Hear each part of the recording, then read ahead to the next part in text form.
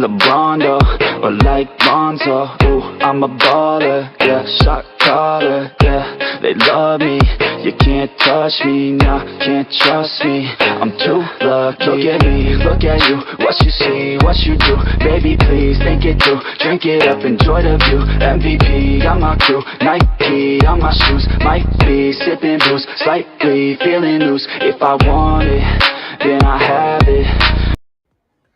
Boom, boom, boom. This is Jared and I'm back. Hey guys, man, I'm super excited to do this tonight. We've got Lisa Baxter commenting already. Steve Belcher, we got Steve the kidney nurse in the house. Thanks for your comments, Steve. You're watching from YouTube. Peace and blessings. Thanks, my brother. Man, I'm so excited to do this. I've been looking forward to this. And when we had technical difficulties last night, man, I was so embarrassed. I've got them resolved, and we're doing this again tonight. All right, we're gonna make this rock. All right, we're gonna do this. But all right, if you're new to this, all right, and this is your first time seeing the Warriors Quest show, all right, I am Jared A. Brown, the host of the Warriors Quest show.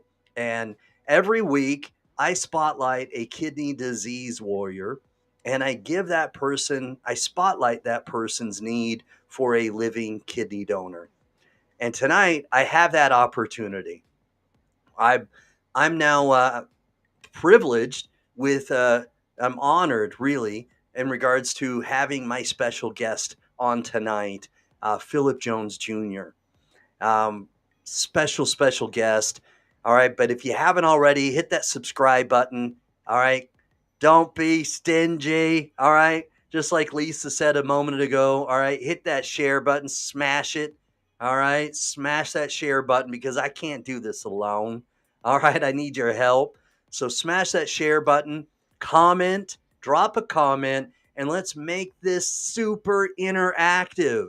All right. The algorithm is bound to us. All right. When we drop a comment, when we share, and we make this super interactive, then the algorithm shares this with other people, like-minded people in the kidney disease community, living donor community, so on and so forth. That's right, Lisa. Don't be stingy. Anyway, back to my special guest. All right. My special guest has been battling, all right, kidney failure since he was 4 years old. He's a part of the YNOTT. He's a California representative of the YNOTT Foundation. All right. He's also a California.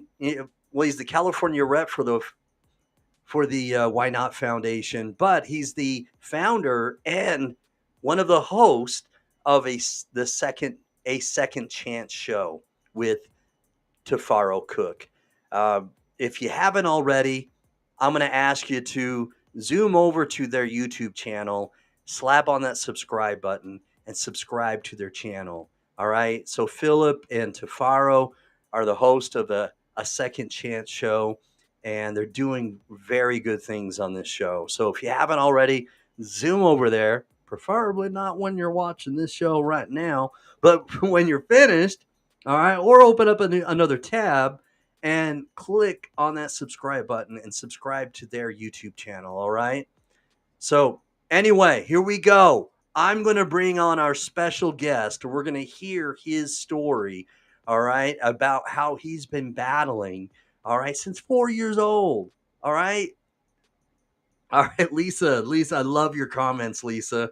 So we got Lisa Baxter in the house, all right? She's the host of the Lisa Baxter Show. She's been a part of the Urban Health Outreach Media, and she's a friend of mine. She actually met physically, not just virtually online, but she met my twin brother in New York when my twin brother was visiting the United States. My twin brother, Jeffrey A. Brown, lives in Abu Dhabi in the UAE. And so she actually met him in New York. A really cool fun fact. But anyway, here we go. Bringing on our special guest, Philip Jones Jr. Here we go. You know what time it is. All right, you know what time it is. VIP. Boom.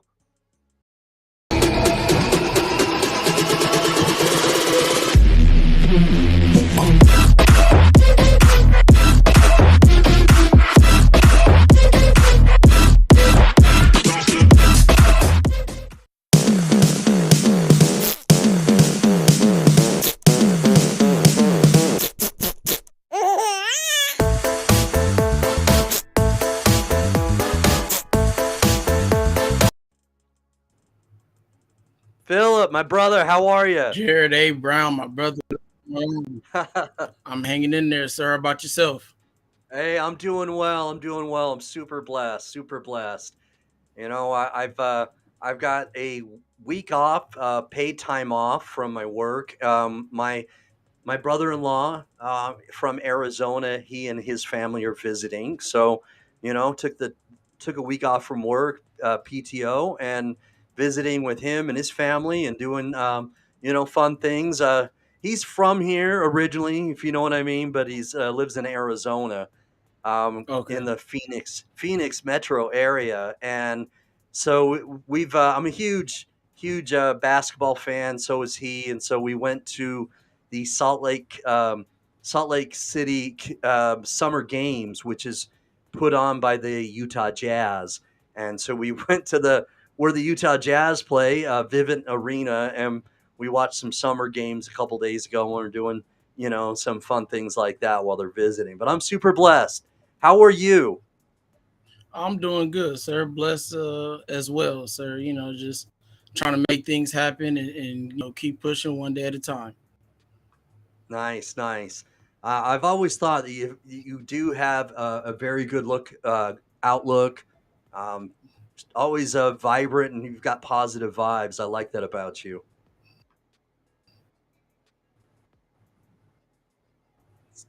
I appreciate that. Just try to keep you know, my to a high level, and just always trust God for what's gonna happen the next day. Amen, amen. That's what we need to do. I try to do that as often as I can as well. So tell me a little bit. Let's introduce people to your story, because to me it's remarkable. As I said offline a moment ago, I although I produced it, I rewatched your interview with Bella from Bella's Hope for Healing, and Mhm. it's an amazing story. So tell us a little bit about how it all started when you were 4 years old, and what was the diagnosis of what was happening to you? Well, before I get started, if you don't mind, man, I'd love to give a shout out to all the kidney warriors out there, all the living donors that are out there. Fred, Lisa Baxter, Karen just got her kidney May 18th. So congratulations to you, my brother Tafaro Cook, Edward Drake, uh, all my people at the YNOTT Foundation. Uncle Jim just popped in. Appreciate you joining us, Uncle Jim. But to get started with my story, man, it started when I was four, glomerulonephritis, and my kidney function dropped to 30%. Okay. I Hmm. spent about 2.5 months in the hospital at four. They let me out. I think I had about a month of dialysis outside of the hospital.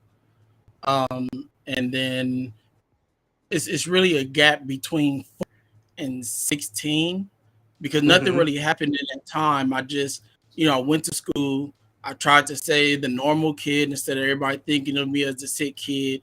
That's I think one of the one issues that pediatric patients have to deal with is trying to be looked at as a normal kid. Hmm. When in reality we're not really all that normal. We're normal in our own sense, but Right. um, so like I said, went through school. Didn't even I didn't tell anybody my story. Nobody. Nobody knew my story in college. Um, and I kept it to myself. Some people found out after because I ended up having to take the second semester in your high school year off. because of the transplant. It came in February 2007. And Okay. I was 17 years old at the time. And so, I ended up going to graduation because I was, recovered well and everything like that. Recovery process went like this for me. So, I was able to attend graduation to support my friends and things of that nature. So, once people started seeing me where I was at for the past 6 months, then that's when it kind of came out. I've been dealing with kidney disease since I was 4, blah blah blah blah. Okay. So, um, 3 great years I had with that kidney. I went to the transplant games of America in 2008, which that year was in Pittsburgh, Pennsylvania. Mm-hmm. Um, I ended up actually tearing my right meniscus in those games, which caused me, which actually was the reason why my kidney failed, was because the one thing that I didn't know, which I should have probably known, but it is, not blaming anybody, none of the doctors or anything like that. Um, but I didn't know I wasn't supposed to take Motrin. And Mm-hmm. so at the time, I had to get on a plane to come back to LA from Pittsburgh. It's a 4-hour flight, in the Right. That's small in those small Southwest chairs, there's no that's room to tight. Yeah. stretch out. Right. So, like I said, it's my knee. So, Mm-hmm. um, I feel you. I went to the closest little stores that I could find, and none of them had Tylenol. And this was literally like my first time in the airport, the second time because the first time was going to Pittsburgh. So I Mm-hmm. didn't know how flight cancellations work, rerouting people to the place. I didn't know how any of that worked. So I knew I had to stay close to the people that I was with.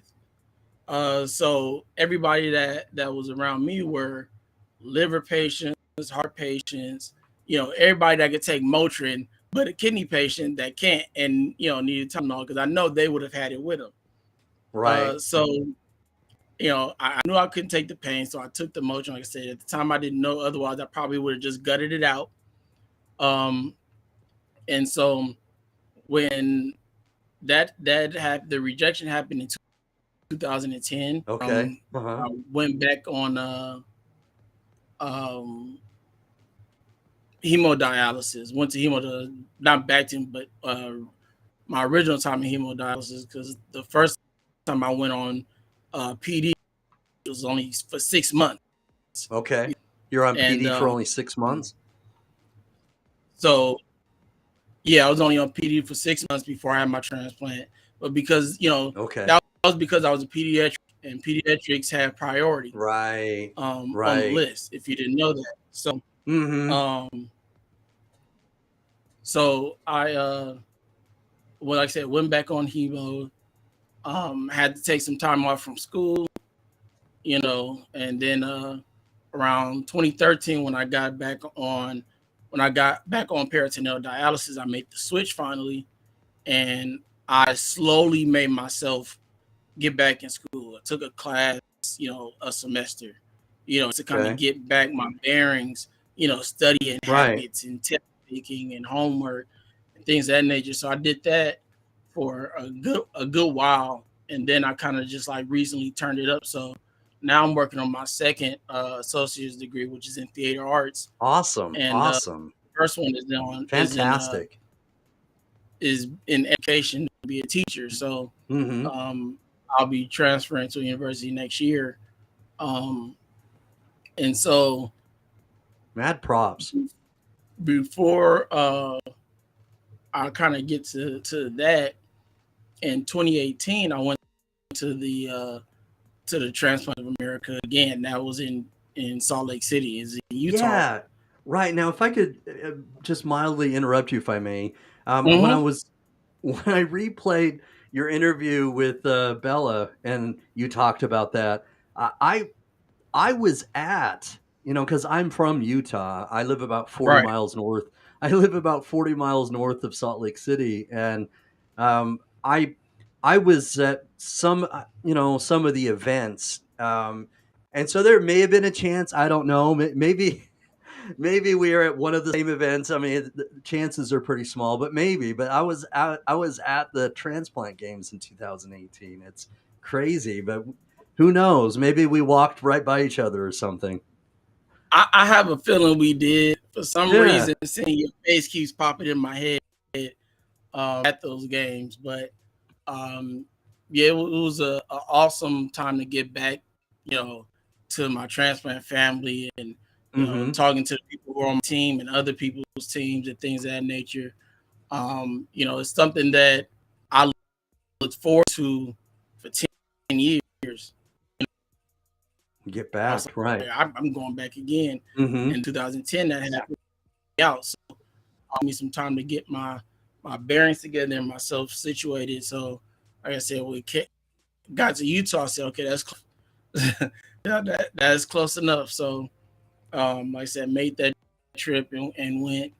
Um, and that same that same year, at that games was where I met Edward Drake, who's the CEO of the YNOTT Foundation. We Okay. connected there. Okay. You know, we get back and get situated at the house. You know, give me a call. So I called him like around November, December, somewhere around there, because we were Something just like getting ready that. for the toy drive that we do annually every year. Okay. And so you know, he was like, you know, you want to do a toy drive out there? I was like, yeah, but we could never get in touch with the people at hospitals to be able to do it. So I actually helped my first one in 20. Did, you know, the first one out here for the school supply drive and the toy drive. And so we're getting ready for our school supply drive for this year. Out here, we're going to Children's Hospital of LA. We'll be going to different pediatric dialysis and transplant departments around the country: Michigan, Atlanta, Georgia, Wow. Florida, Wow. That's DMV awesome. area. You know, Mm-hmm. so you know that was one of the Awesome. best things that's happened for me, was to be able to join the organization, because it's something that I've been wanting to do for a long time, but I never got the opportunity to do it. You know, Mm-hmm. and I checked in with all these other organizations, and nobody would get back to me. You know, NKF, AAKP, all these other organizations would never get back to me. You know, then I met Edward, and in one day, you know, things happen like It this. happened. Yeah. Yeah. Yeah. So, uh, but I thought, you know, and then, like I said, started a second chance in 2001, Mm-hmm. March 2001, and I originally started that show with Austin Lee, and then Okay. stepped away. And then Tafaro Cook took his place in July of 2021, and so Okay. Uh-huh. he's been on board since then, so making a great impact on the Yeah, show. Great both those impact on the brothers show. are good guys. Both of them. Both of them are good guys. So man, I just love that you're connected with the Why Not Foundation. I'm just, I can't say enough about them and the good things that they're doing, not only for the kids but just for the communities. I think it's fantastic, and just they're good people, and it's a shame these other organizations didn't get back with you. But at on the flip side, you're probably where you need to be. Um, Yeah, Why Not Foundation is a good fit. It's like a glove, right? yeah. And you know what, Jared? I actually left out one thing, and the reason why I like to bring this up is not for, you know, I'm sorry you have to go through that part of it, but it's for people to pay attention to this. But um 2 months after I went on hemodialysis in 2010, Hmm. I had a brain bleed. And that brain What? bleed was caused by heparin that they give you during Right, hemodialysis. right. Do you? Hmm. Right. So, Wow. you They know, gave you too be much, or cautious of was it that. just was an adverse reaction? I don't know if it was necessarily Wow. too much or Wow. just a reaction. Yeah. to the medication itself. So, Wow. pay attention to, the amount that they're giving you, as well as, converse with your doctors and say, is the amount they're giving me good enough for my things of that nature. So you don't have to go through the things that I had to go through. I spent Wow. about a month Wow. and a week in the hospital after Really? that surgery. Yeah, it took a while for me because I had about 2 weeks in, I started having swelling Uh-huh. on this side of my head, which is where the That incision is goes down. scary. Right? That is So super scary. Wow. yeah, it was because the first thing I thought about was my grandfather. My grandfather had brain surgery as well. Really? Um, yeah, Wow. maybe about 2 years, 2 or 3 years before I Wow. did, That and really that probably most really hit memory, home with you then. yeah, because most of his memory was gone. He had to learn how to walk again, and you know, Mhm. power bias, all this stuff like that. That you normally could do on your own. He needed help trying to relearn how to do these things. Um, Mhm. and so that's all I kept thinking about is, Wow. what if I can mom? What if I can remember my Mhm. siblings? My family, my friends. This just like it's like being reborn again in an older body. Because when you're younger at that age, you don't really who people are until you get older and can talk and really remember things. Get to know them. So Right. Yeah. right. Hmm. Wow. Yeah, I mean, I can only imagine what may have been going through your head at that moment because of how your memories of him and bleeding of the brain. I mean, that's scary stuff. And you were in the Yeah. hospital for a little over a month after that happened. Wow. Right. Yeah, and they did the surgery that night.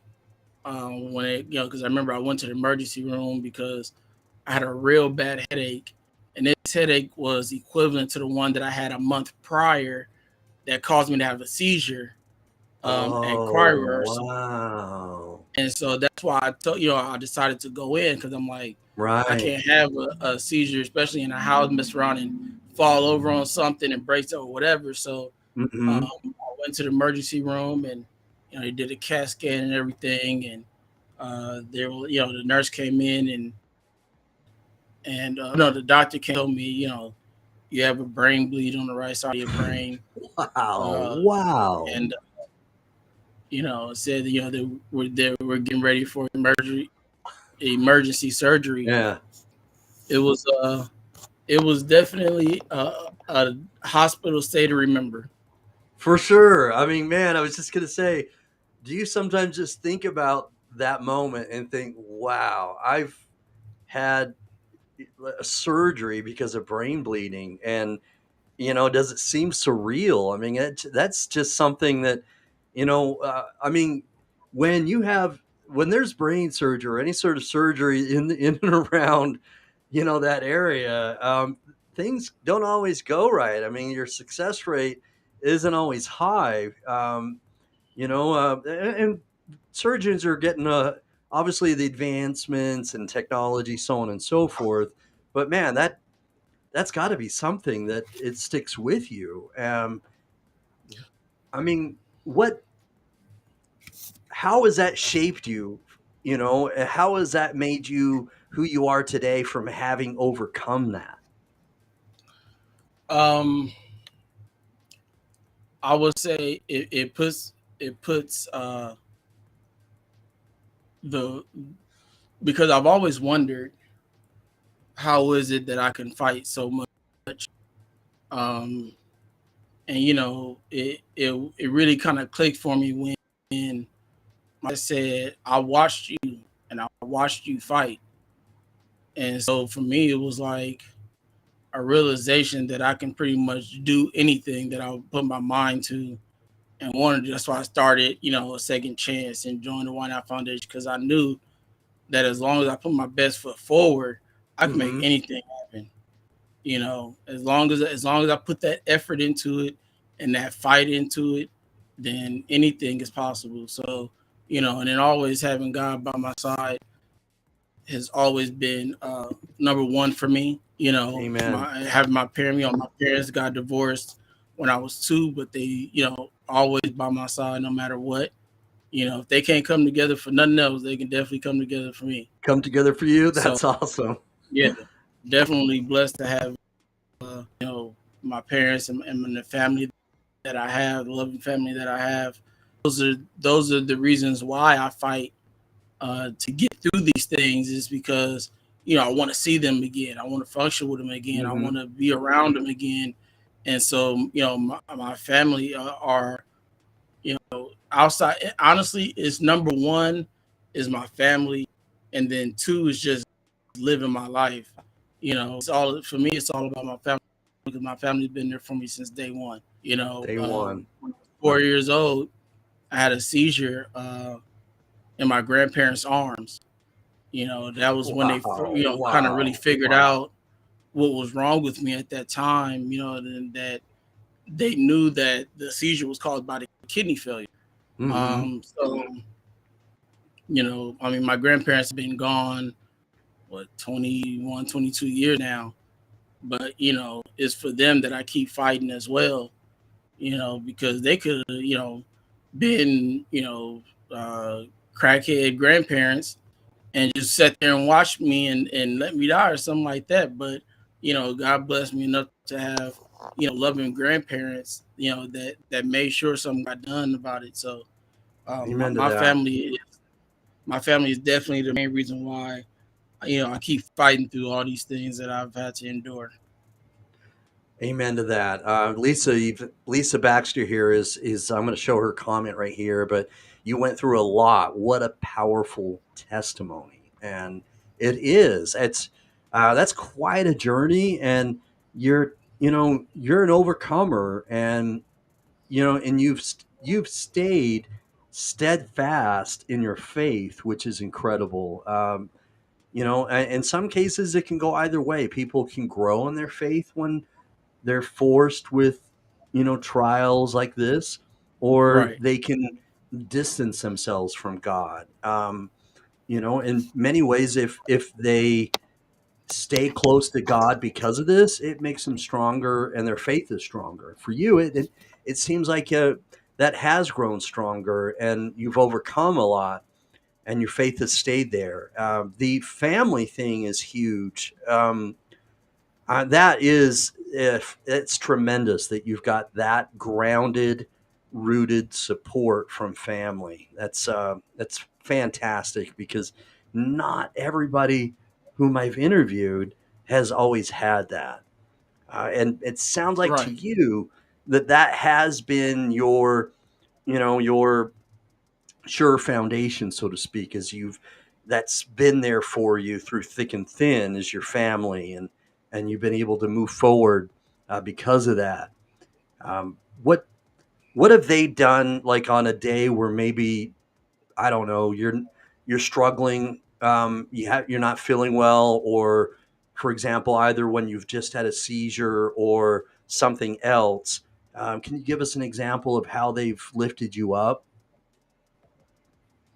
I'm gonna carry me tremendously. If I end up in the hospital, usually my dad and my mom come see me. Stay with me a couple minutes. When I had was about maybe about 3 months ago. I had a breathing problem and needed to be intubated. And so, when you intubated, they put you to sleep, of course, unless you're in a tragic Hmm. accident or something like that. Yeah. So when I woke up, my mom was sitting on the chair in the Okay. corner. I didn't even know she knew. I had no idea. And so she came and sat with me like 2 straight days. She came and sat with me. My dad came, brought me stuff that I may have needed, my laptop, some snacks or whatever like that. I'm always getting text messages from family checking on me as well, or messages, on Facebook or Instagram, Right. stuff like that.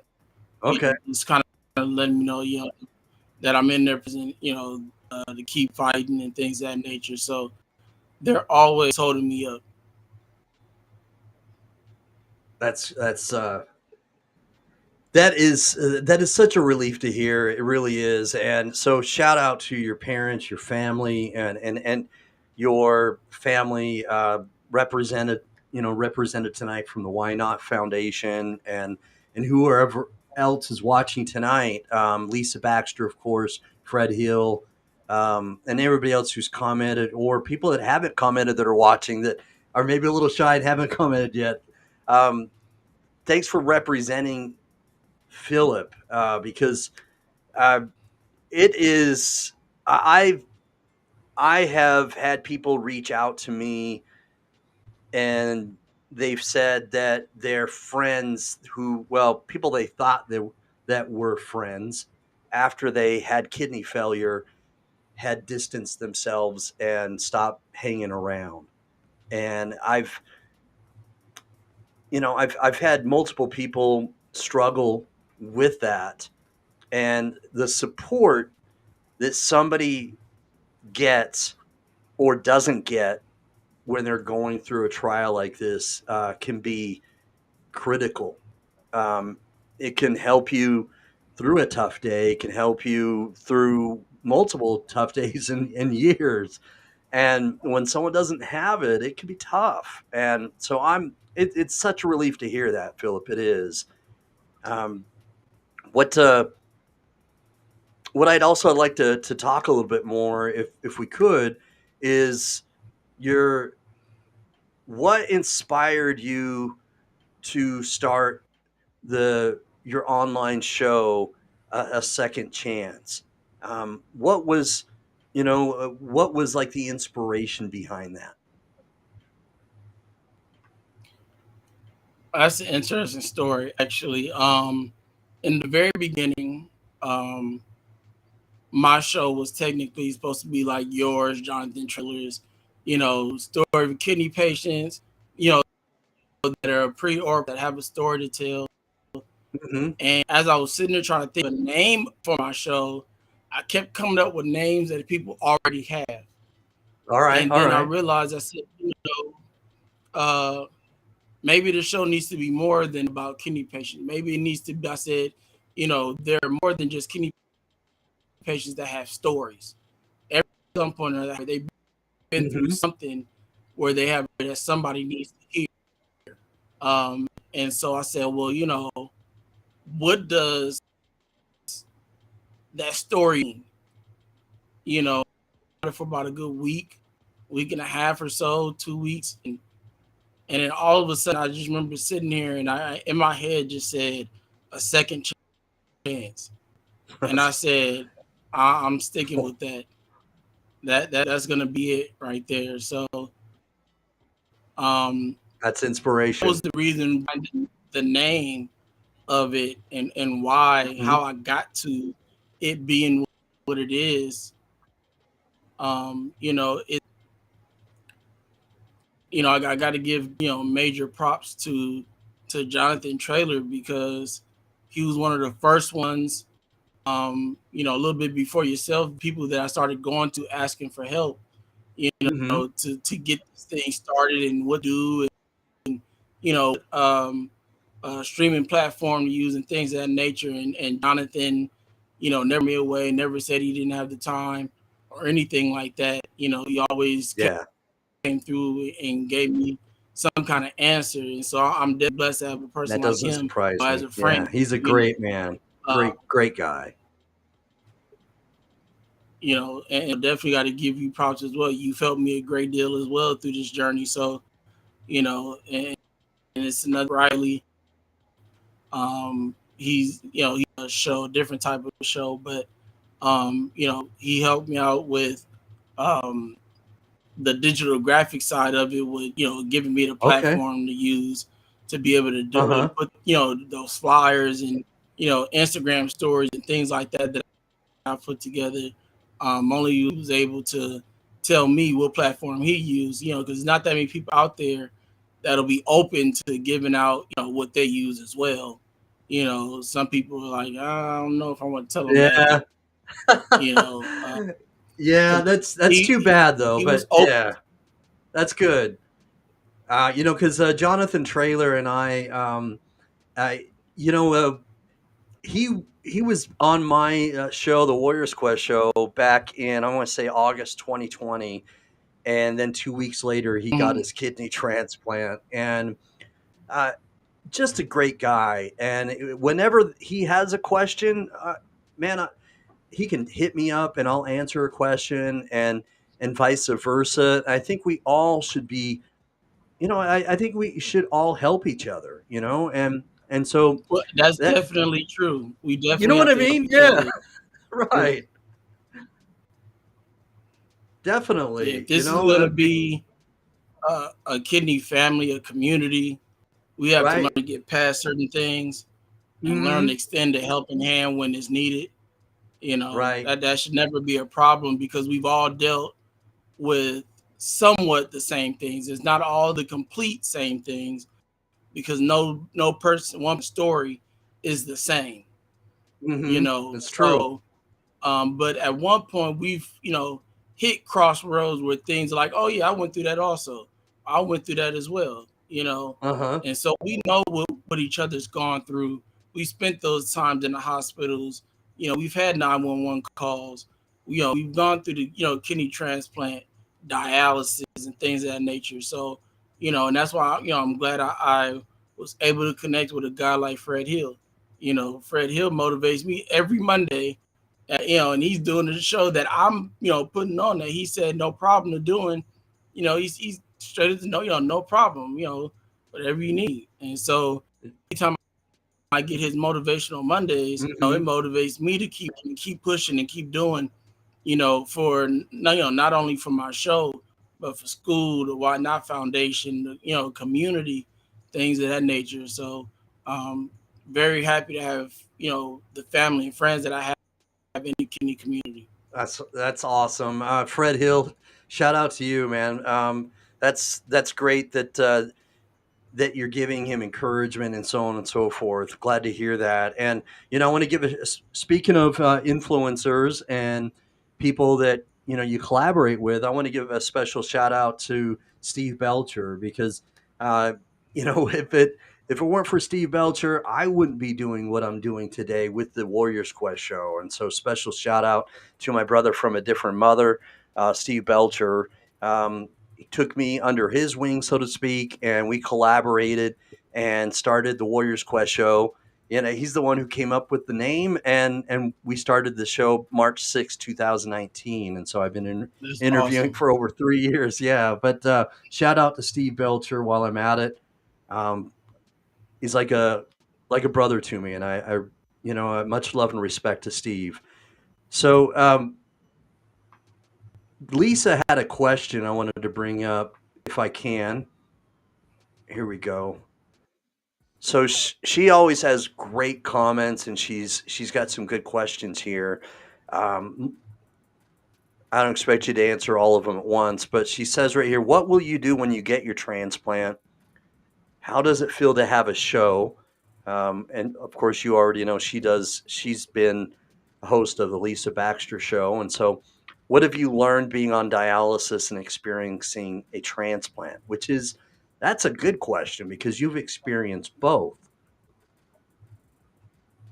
Right. I'm gonna take it bit by bit and I'm backwards, forward. So That's fine. I've That's learned, fine. being on dialysis and experiencing a transplant. One, you got to have faith in yourself. You have to believe in yourself. If you don't believe in yourself, nobody else will. You have to believe that you have the fight in yourself to make it forward and take the and get to the next day. You got to have that in, especially, when you're doing home dialysis. You definitely sometimes you might have those days where you just feel like crap, you know, which you can also get in center hemo as well, Right. but you gotta fight through those days. You gotta fight through those days. You gotta find it deep down in your gut and push through and persevere. So um let me see, because I think I have the question up here as Yeah, I'll bring it well. up again. All right. So Um, the how does it feel to have a show? It feels awesome to have a show, because I'm literally constantly learning. I learned from everybody that's ever been on my show. We've had uh, cancer survivors to kidney transplant, liver transplant recipient. We had our first heart recipient, Johnny Lamucci, who's actually Very cool. the manager of Team SoCal. Great guy. Um, and then Brian Hensley is a liver recipient. He was the first firefighter to have a liver transplant and return back to work with that transplant. And so all these, I've had, a number of great people, on our show. I had two good friends of mine. That was like our third show that we did. And, I did it more or less for them for promotional reasons because they were a church trying to start a theater.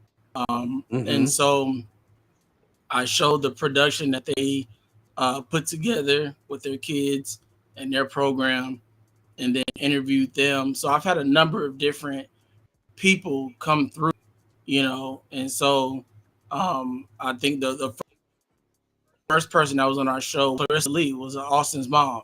She was our very Okay. first guest. So we were able to get that awesome story from her.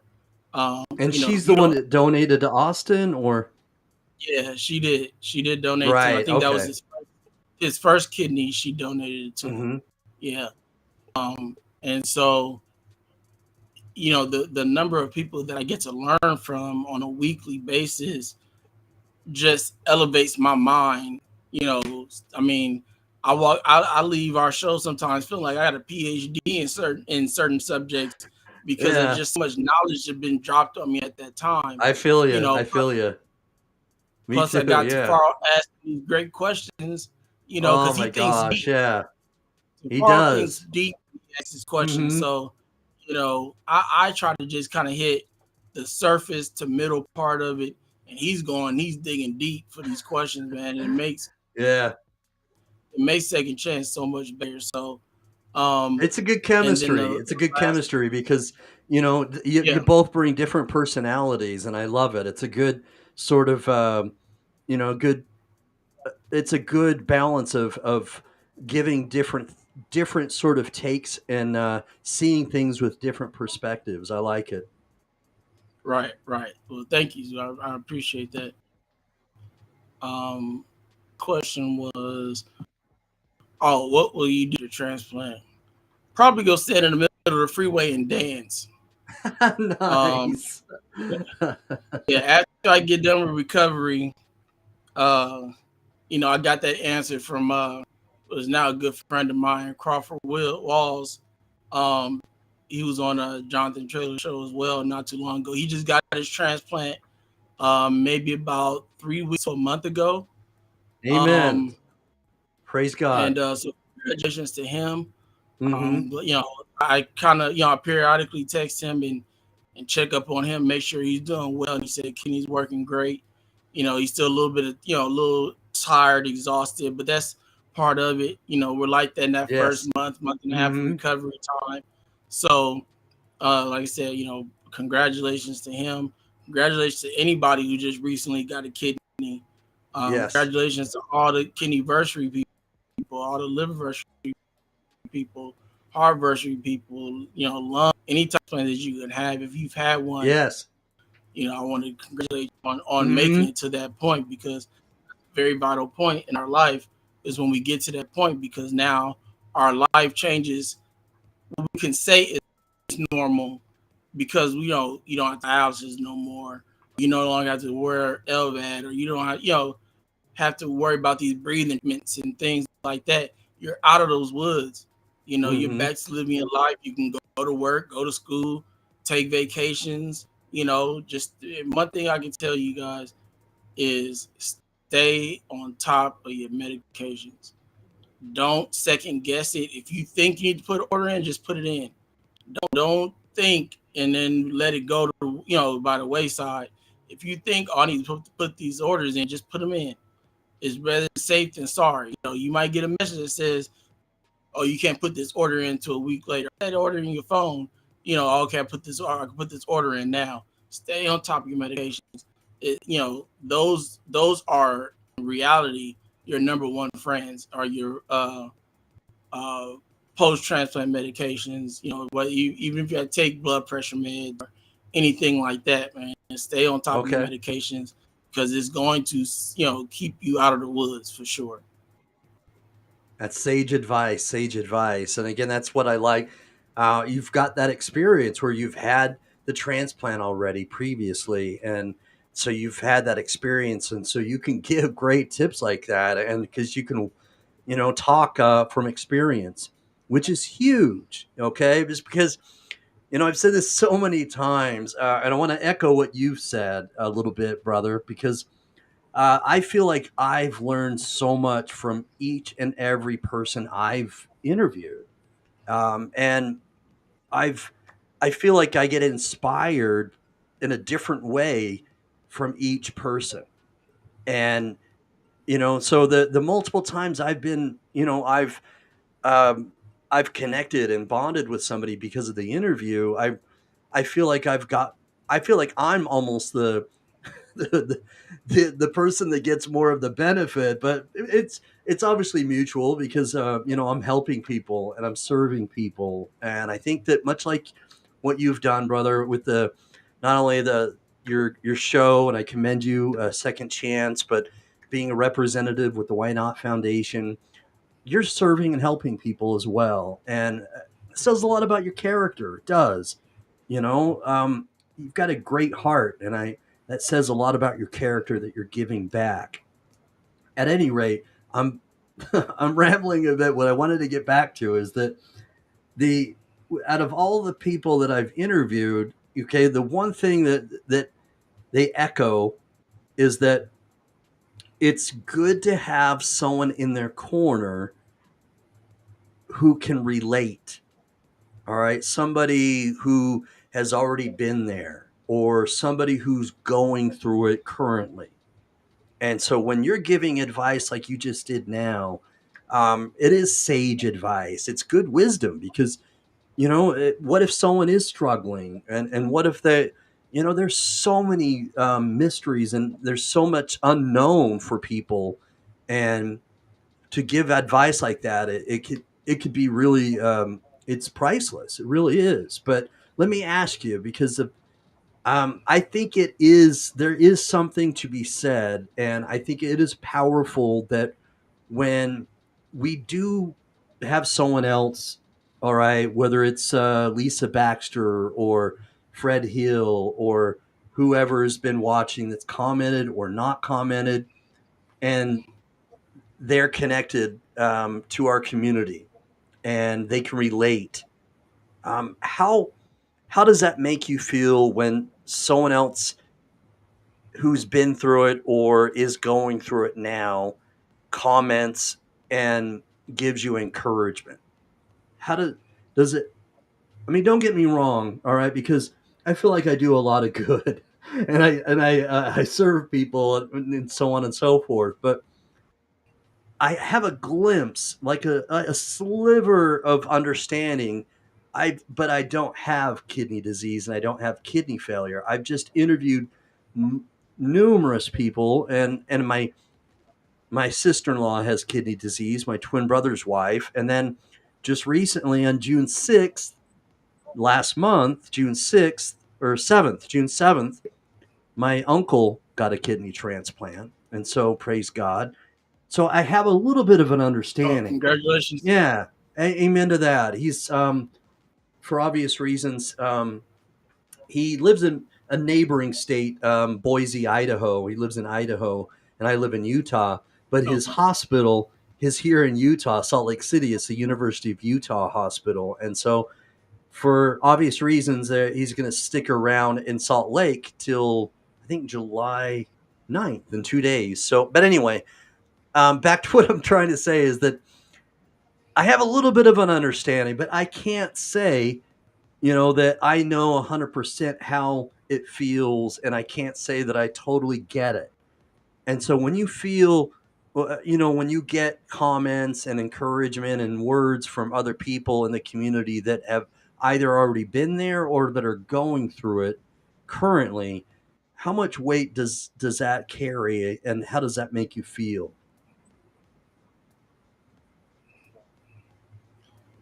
Well, first off, I want to address your point of you not going through it. Just because you have not physically gone through it doesn't mean that you have not gone through it. And it took me to look at my dad to understand that, because Hmm. he'd always taking a toll on me, too, and he's like, I know I'm not the one going through it, but I'm still a long time really for me to understand that perspective and how he was looking at it. Hmm. So never look at it really as you not understanding, because you've talked, you've learned, you've preached what you've learned as well. So you might not have 100% gone through it, but you can at least give yourself 80, 85%, because you have that knowledge uh, of what we go through. You might not necessarily have the knowledge of physical going through it, Right. but you have the wherewithal and mentality of what we go through, which is very important. And things that people like yourself that haven't gone through it need to be able to do a show like you do every week. Because if you don't know anything about it, you're not going to know what questions to ask. You're not going to Yeah. know, how to present them or anything like that. So, you, for I don't know how long your sister-in-law dealing with this, but from I would definitely have to say that you've come a long way from day one of not knowing anything, today, to today of knowing what you know. So definitely give yourself some props for that. But when I hear people comment and support myself, people who've gone through it, it lets me know that I'm doing something right. Um, it's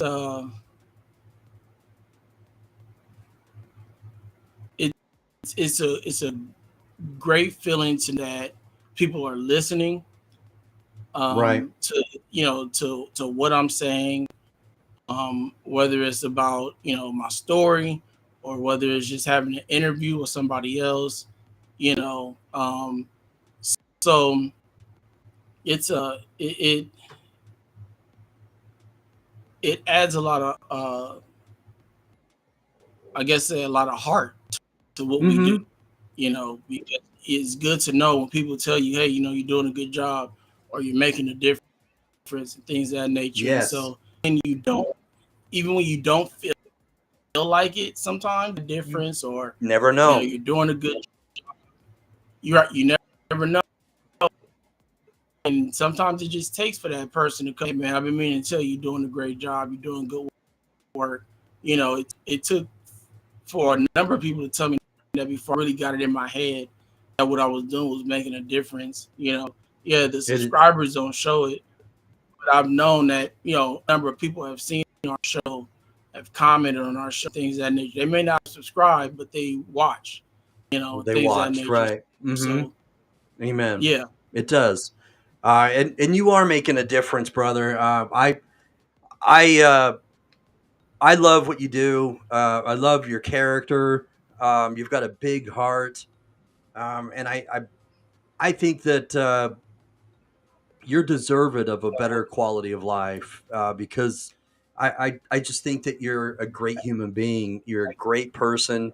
Um, you know, A Second Chance is a great show, and I think you are making a difference. I know that I'll tune in and I get the notification and I'll try to watch every moment I every chance I get, because I want to hear what you guys are talking about. I want to see your guest and the the dialogue that that you have with Tafaro is really good, and you can tell that you've got a good sort of rapport with one another. You know, you feed off each other. But most of all, again, I just want to say that I think that you're a person that seems like you're inspired, and that's a great thing. In- I I say this, and I believe it. I do. Is that I believe that God sends us inspiration on a daily basis. On a daily, honestly, I really believe that. But not everybody knows what to do with it. You know what I mean? It's up to us and how we react to that Right. inspiration. And you followed you followed the inspiration and you've acted on it. I think that's outstanding. So, you know, seriously, I applaud you.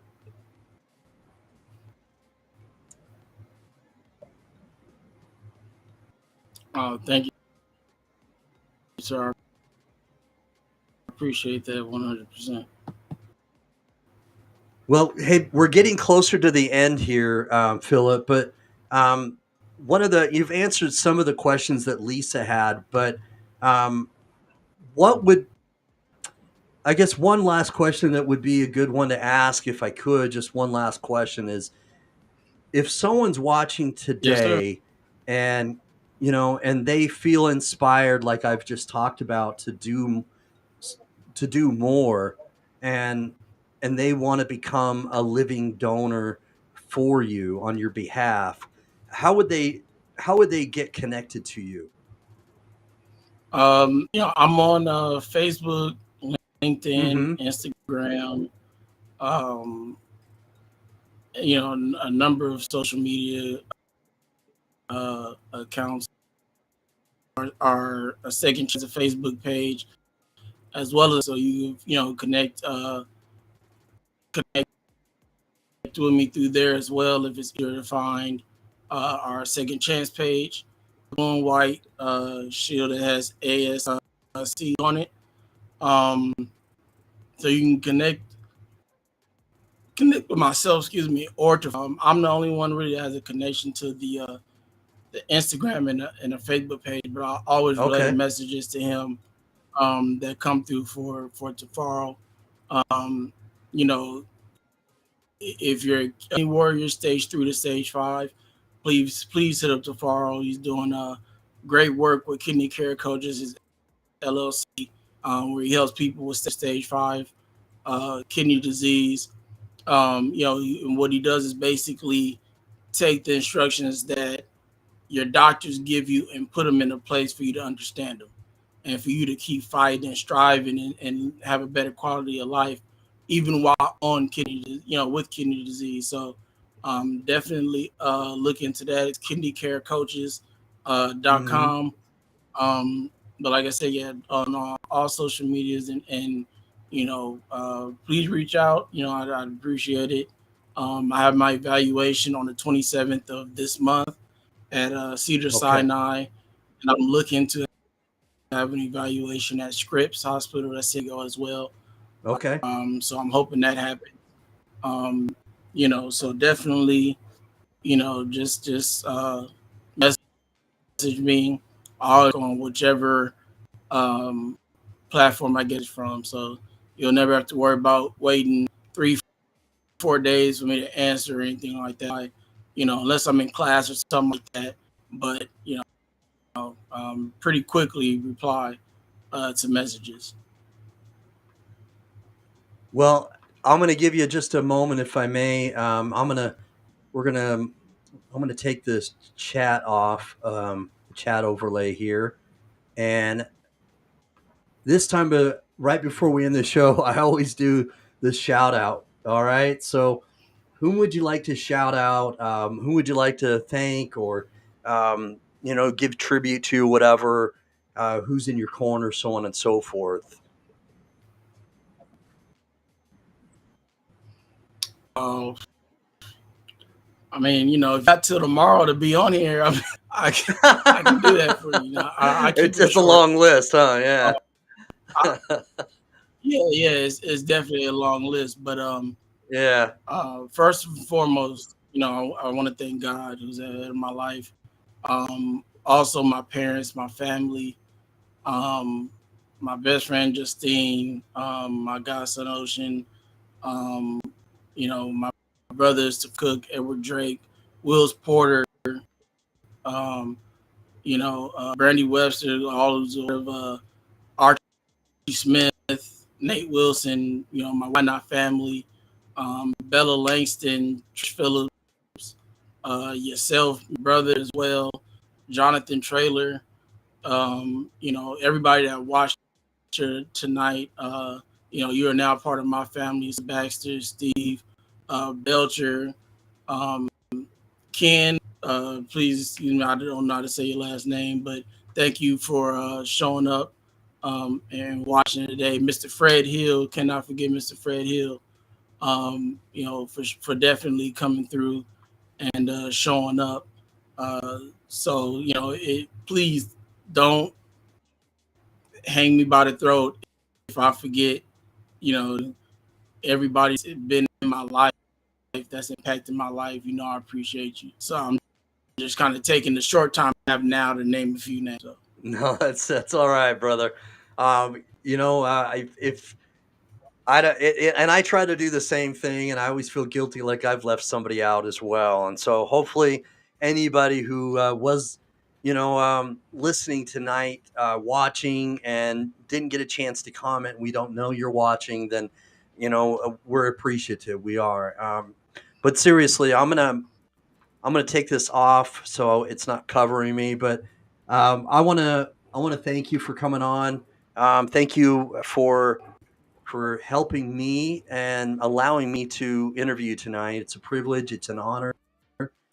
Love what you're doing, and again, a much love and respect for you and what you're doing at Second Chance, and so on and so forth. So thank you so much for coming on. It's been a privilege, been an honor. The privilege was mine. Thank you, Mr. Brown. I appreciate your show and all the work that you put in to continue the show as well, because definitely something that's needed out there to get these stories put out there and to help people, get these transplants and find living donors. So I appreciate you. Thank you, my brother. All right, be blessed. Thank you. Peace and blessings.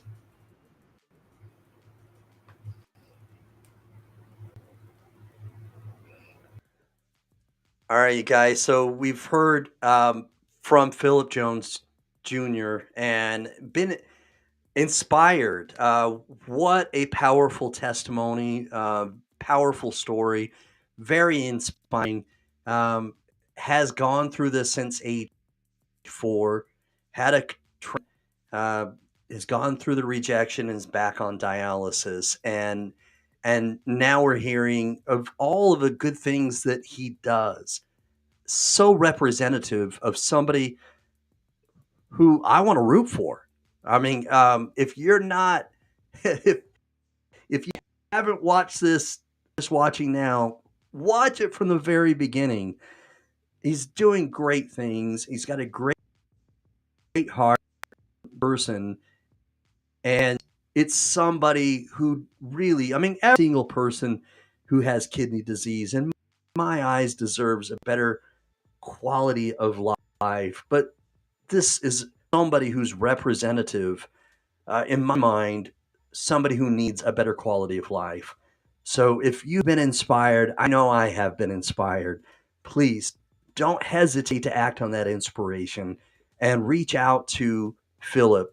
Reach out to him either on Instagram or Facebook or TikTok, YouTube, and make sure that you act on that inspiration. All right, so that we can give him a better quality of life, and so that he can have a more extended life, because tomorrow's not promised, and I want his life to have a better future. All right, a better vision for his future is what I want for this fine son of God. All right, so thank you so much for watching tonight. All right, thank you for all the comments, for the shares. I want to thank everyone from Fred Hill, um, from Lisa Baxter, Ken Sarnowski, who, by the way, is a friend of mine. His daughter has cystic fibrosis. And so thank you for tuning in, Ken. And I don't want to leave anybody out. Steve Belcher, my brother from another mother. Love you like a brother. I do. Thank you for watching, for your comments, and being involved with what I do. And let's see. I know there are other people that may have. Oh, Jim Myers. Thank you, Jim Myers. Much respect to Jim Myers and for all that he does in the kidney disease community. And I want to thank Karen. Karen Wint. Thank you, Karen. Anybody else that I haven't, that either didn't comment and you did watch tonight, thank you. I know that you took time out of your day to watch this. And if you watch this on a replay, thanks for watching this on a replay if it's not live, because it means that we're helping Philip. Okay, when we comment, all right, and if you haven't already, drop a comment, because again, like I said this earlier, the algorithm is bound to us when we drop a comment, when we share, all right, when we do things, all right, to this very show. We comment, we share, we like, right, subscribe, do all those things, then it is bound to us, and it will show this particular live broadcast to other like-minded people in the kidney disease community. All right, so please, all right, I know I've said this so many times, but please don't be stingy. All right, share this, please, and let's get this story out there so that Philip has a better quality of life. All right, thank you, Steve. Appreciate all of you. Appreciate you, Lisa. Everyone, again, peace and blessings. All right. Peace. I'm out. Where's that outro? All right. Where's that video? All right. Let's get it. Let's get it.